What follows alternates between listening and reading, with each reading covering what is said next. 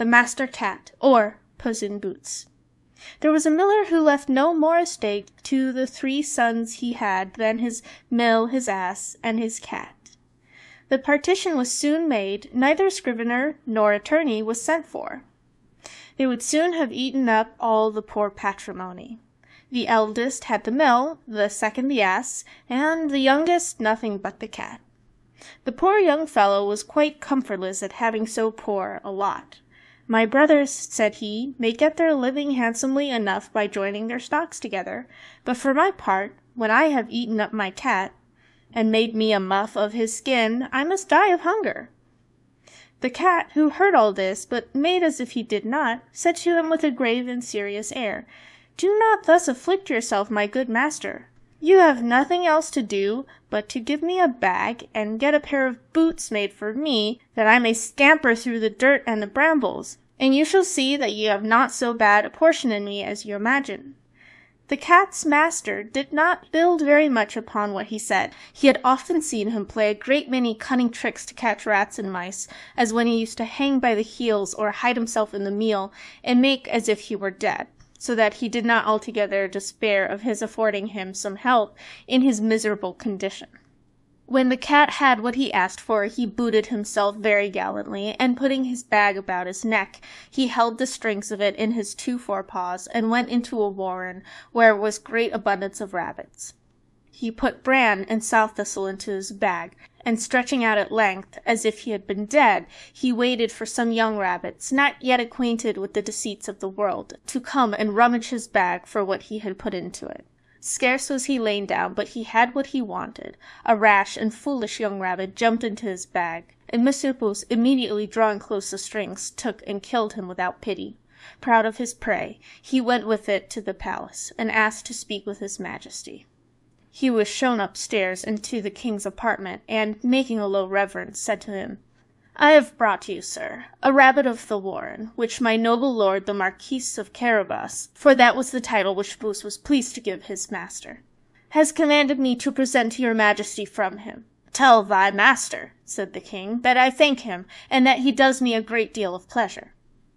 Another time he went and hid himself among some standing corn, holding still his bag open, and when a brace of partridges ran into it, he drew the strings, and so caught them both. He went and made a present of these to the king, as he had done before of the rabbit which he took in the warren. The king in like manner received the partridges with great pleasure, and ordered him some money for drink.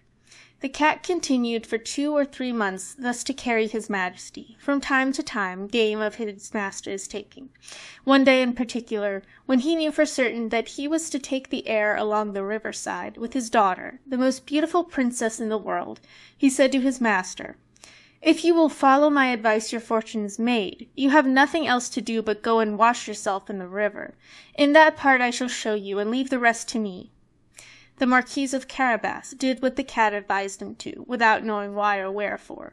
While he was washing, the king passed by, and the cat began to cry out, "Help! Help! My lord Marquis of Carabas is going to be drowned!"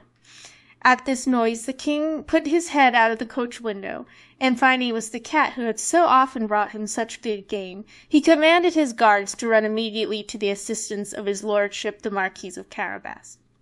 While they were drawing the poor Marquis out of the river, the cat came up to the coach and told the king that, while his master was washing, there came by some rogues, who went off with his clothes, though he had cried out, "Thieves! Thieves!" several times as loud as he could.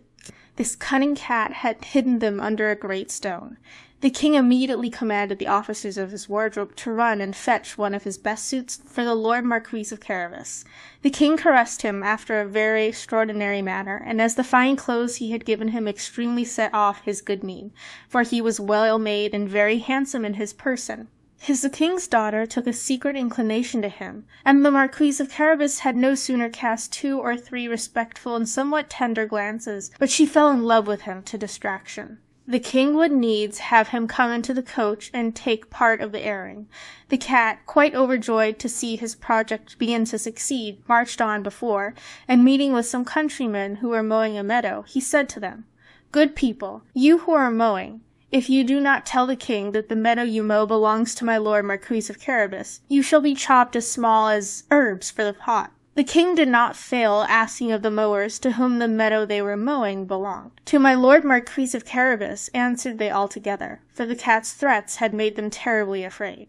You see, sir, said the Marquis, this is a meadow which never fails to yield a plentiful harvest every year. The master cat, who went still on before, met with some reapers, and said to them, Good people, you who are reaping, if you do not tell the king that all this corn belongs to the Marquis Corvus, you shall be chopped as small as herbs for the pot. The king, who passed by a moment after, would needs know to whom all that corn, which he then saw, did belong. To my lord Marquis of Carabas, replied the reapers, and the king was very well pleased with it, as well as the Marquis, whom he congratulated thereupon.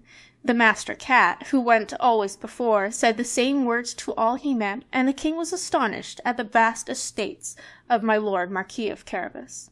Monsieur Puss came at last to a stately castle, the master of which was an ogre, the richest had ever been known, for all the lands which the king had then gone over belonged to this castle.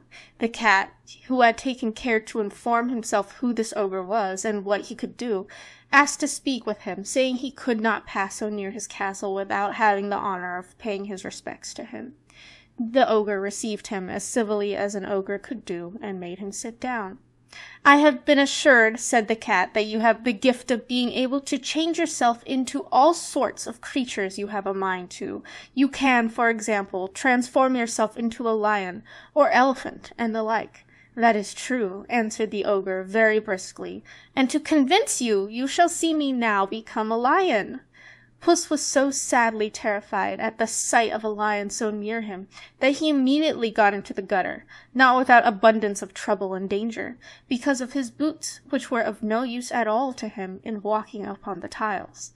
A little while after, when Puss saw that the ogre had resumed his natural form, he came down and owned he had been very much frightened. I have been moreover informed, said the cat, but I know not how to believe it, that you have also the power to take on you the shape of the smallest animals, for example, to change yourself into a rat or a mouse. But I must own to you I take this to be impossible. Impossible! Cried the ogre. You shall see that presently. And at the same time he changed himself into a mouse, and began to run about the floor. Puss no sooner perceived this, but he fell upon him and ate him up. Meanwhile the king, who saw, as he passed this fine castle of the ogres, had a mind to go into it. Puss, who heard the noise of his majesty's coach running over the drawbridge, ran out, and said to the king, Your majesty is welcome to this castle of my lord Marquis of Carabas. What? My lord Marquis, cried the king, and does this castle also belong to you? There can be nothing finer than this court and all the stately buildings which surround it. Let us go into it, if you please. The Marquis gave his hand to the princess, and followed the king, who went first. They passed into a spacious hall, where they found a magnificent collation which the ogre had prepared for his friends, who had that very day to visit him, but dared not to enter, knowing the king was there. His majesty was perfectly charmed with the good qualities of my lord Marquis of Carabas, as was his daughter, who had fallen violently in love with him, and seeing the vast estate he possessed, said to him, after having drunk 5 or 6 glasses, It will be owing to yourself only, my lord Marquis, if you are not my son-in-law. The Marquis, making several low bows, accepted the honour which his majesty conferred upon him, and forthwith, that very same day, married the princess. Puss became a great lord, and never ran after mice any more, but only for his diversion.